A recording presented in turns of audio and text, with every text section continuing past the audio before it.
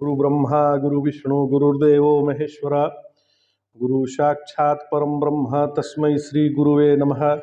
सदाशिवसमारंभां शंकराचार्य मध्यमाम् अस्मदाचार्यपर्यन्तां वन्दे गुरुपरम्पराम्। ओम श्री गुरुभ्यो नमः। ओम श्री परमात्मने नमः। हम लोग ईशावास्योपनिषद का अध्ययन कर रहे हैं। इसका हम लोग आज प्रथम श्लोक अभी लेते हैं, फिर उसका अर्थ समझेंगे कि आखिर यह मंत्र क्या कह रहा है। आप लोग भी साथ साथ दोहरा सकते हैं क्योंकि स्क्रीन पे भी आ जाएगा। ईशावास्यम इदं सर्वं यत्किंच जगत्यां जगत तेन त्यक्तेन भुञ्जीथाः मा घृदः कस्यचिदधनम्। ईशावास्य इदं सर्वम, इस जगती में जो जगत है वह ईश द्वारा बसा हुआ है। यत्किंच जगत्याम जगत तेन त्यक्तेन भुञ्जीथा मा घृदः कस्यचिदधनम्। तो इसलिए त्याग पूर्वक इसका भोग करो। भोग तो करो लेकिन त्याग की भावना रखो। तो नारायण जगती का अर्थ है, इस मंत्र का इतना सुंदर व्याख्या श्री गुरुदेव भगवान ने किया है, वही हम लोग पढ़ने जा रहे हैं। आप भी श्रवण करिए। नारायण जगती का अर्थ है गति वाली। गति वाली जगत का अर्थ है गतिमान। तो संसार का सभी कुछ गतिमान है। संसार में जो कुछ भी है वह अपने गति में है। सूर्यदेव हो, पृथ्वी माता हो, चंद्रमा भगवान हो एवं तारे में गति है। इनके एक एक अणु में गति है। तो क्या गति यूं ही हो रही है? नहीं, इस गति का कोई देने वाला है।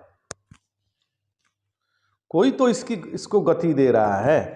कोई ईश है, परमेश्वर है, कोई इसका स्वामी है। वह स्वामी कहीं अलग बैठा गति नहीं दे रहा है महाराज। वह गति करने वाला एक एक अणु में बसा हुआ है। एक एक अणु में बैठा हुआ है वह। जब वह एक एक अणु में बसा हुआ है और ईश स्वामी की हैसियत से बसा हुआ है, तब तो यह सब उसी का है। हमारा क्या है? मनुष्य अगर यह धारणा कर ले कि विश्व का स्वामी वही है, तो संसार का उपयोग वह किस बुद्धि से करेगा? वह यही तो समझेगा कि मैं उसका दिया खाता हूँ, उसका दिया पीता हूँ, उसका दिया काम में लाता हूँ। वह संसार के पदार्थों का भोग करेगा, परंतु यह समझ करके करेगा कि यह सब उसका नहीं है, परमात्मा का है। वह भोग करेगा परंतु त्याग बुद्धि से। वह काम करेगा परंतु निःसंग भाव से। संसार की सब वस्तुएं उसकी है, अतः उसकी वस्तु को अपना समझना चोरी है। तो जो दूसरे के पास है उसे अपनाने का प्रयत्न करना, तो उसकी दृष्टि में दोहरी चोरी है। जो यह समझ लेता है कि संसार गतिमान है, गति कभी गति देने वाले के बिना आ नहीं सकती, गति अणु अणु के भीतर है, अतः गति देने वाला भी अणु अणु में बसा हुआ है। गति देने वाला हर अणु अणु में बसा हुआ है। वही इस सब का स्वामी है। फिर वह संसार में निर्लेप, निःसंग, त्याग पूर्वक भोग के अतिरिक्त किसी दूसरे दृष्टिकोण को अपने सन्मुख रख ही नहीं सकता, क्योंकि प्रत्येक अणु में तो वही है। हर चीज उसी का दिया हुआ है। हम तो कुछ भी नहीं कर, हमारे बस का तो कुछ भी नहीं है, सब परमात्मा के बस का है। ऐसा जो समझता है वो निसंग रहता है। आगे कहते हैं, कुर्वन्ने वेह कर्माणि जिजीविषेच्छतक समाह एवं त्वयि नान्यथेतोस्ति न कर्म लिप्यते नरे। सब उसी का है। उसका यह अभिप्राय नहीं कि सब काम छोड़ करके हाथ पर हाथ धर के बैठ जाए। अब सब कुछ तो उसी का है। इसका मतलब ये नहीं है कि आप कर्म ही करना छोड़ दें। निष्काम तो ठीक है, लेकिन कर्म करना छोड़ना ठीक नहीं है। मनुष्य कर्म करे परंतु निष्काम होकर कर्म करे, और कर्म करते हुए ही इस संसार में 100 वर्ष जीने की इच्छा करे। एवं त्वयि नान्यथे तो स्त्री न कर्म लिप्यते नरे। इस प्रकार मनुष्य में कर्म का लेप नहीं होता, इसके बिना कोई रास्ता नहीं है।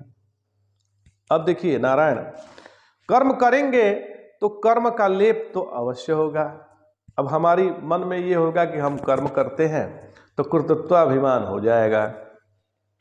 उपनिषद के मंत्र दृष्टा ऋषि का कहना है कि जीवन का ऐसा भी मार्ग है कि हम कर्म भी करें और कर्म का लेप भी ना हो।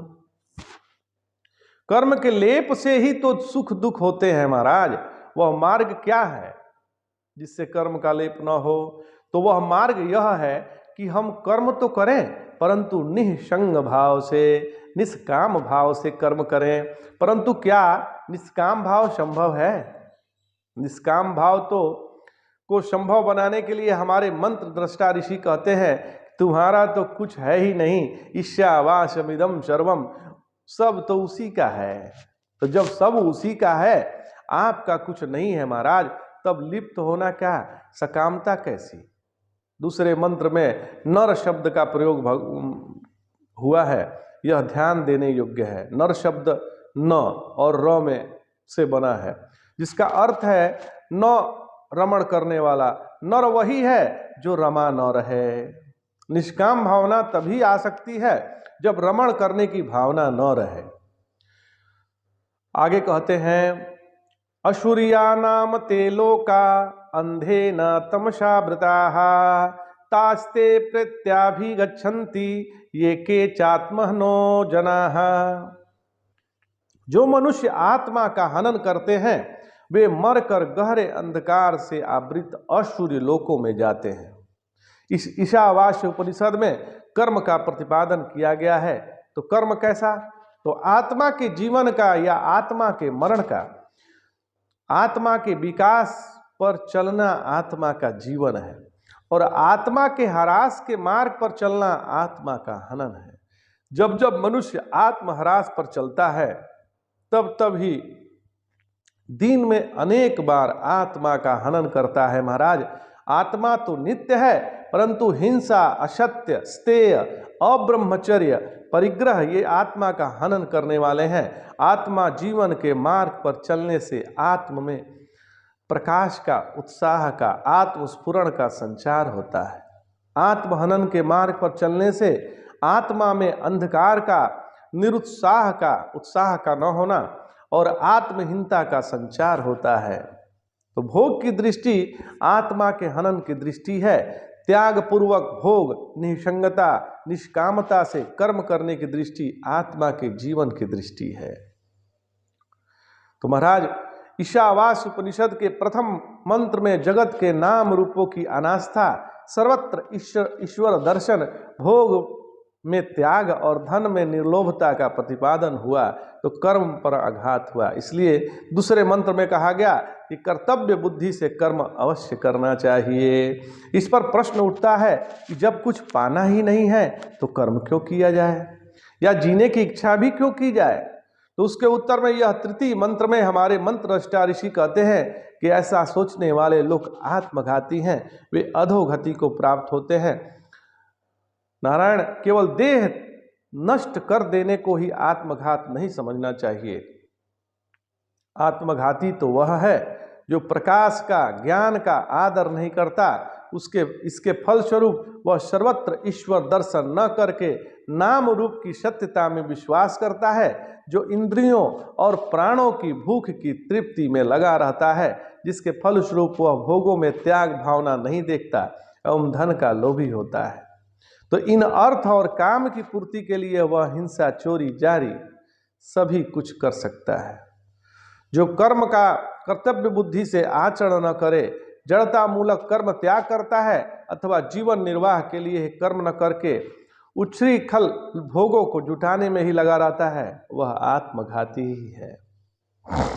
जो अपने आप को देह समझते हैं, जो अपने आप को नाम रूप उपाधि समझते हैं, वह आत्मघाती है महाराज। तो जीवित हो आत्मघाती ही हो, यह परस्पर विरुद्ध सी बात लगती है।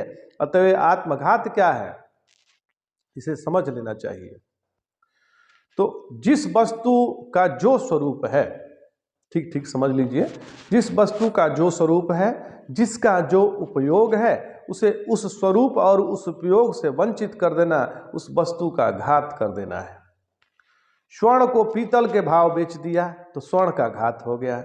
कोई राजा कंगाल बनकर भिक्षा मांगने लगे तो वह उसके राजापन का घात हो गया। इसी प्रकार मनुष्य शरीर का मुख्य उद्देश्य जो अपने नित्य शुद्ध बुद्ध मुक्त अपरिछिन्न स्वरूप का ज्ञान है, वह ज्ञान अन्य किसी देह को प्राप्त नहीं हो सकता। कोई मनुष्य उसे न प्राप्त करके जीवन को भोगों में लगाए रखे तो वह उस मनुष्य जीवन का घात है।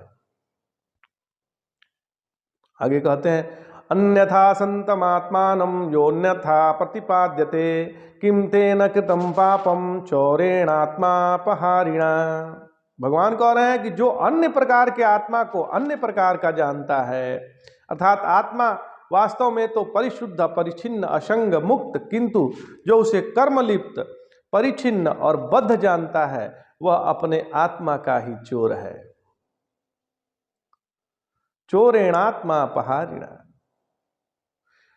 उसने कौन सा पाप नहीं किया है, अर्थात उसने तो इतना महान पाप किया है कि दूसरे सब पाप इसके सम्मुख तुच्छ हैं। बस यही आत्मघात है, नहीं तो यहाँ मरता भी क्या है, कहीं कुछ नहीं मरता महाराज, कोई न मरता वर्ता नहीं है। मृत्यु नाम की वस्तु सृष्टि में तो है ही नहीं। आप शरीर को जला दें तो मिट्टी में मिल गई, पानी में मिल गया, पानी पानी में मिल गया, वायु वायु में मिल गया, तेज तेज में मिल गया, आकाश आकाश में मिल गया। आत्मा तो मरता नहीं है, शरीर चाहे मरे या जिए। किंतु आप अगर मर गए तो साहूकार होने पर भी चोर हो गए, योगी होने पर भी भोगी हो गए, सर्वरूप होने पर भी रागी हो गए। आपने तो मानो अपनी खुदकुशी ही कर ली, आत्मघात कर लिया महाराज। तो आज इतना ही, गुरु कृपा से बहुत सुंदर प्रसंग था। जय जय शंकर, हर हर शंकर, नमामि शंकर, भजामि शंकर, नमः पार्वती पतये, हर हर महादेव।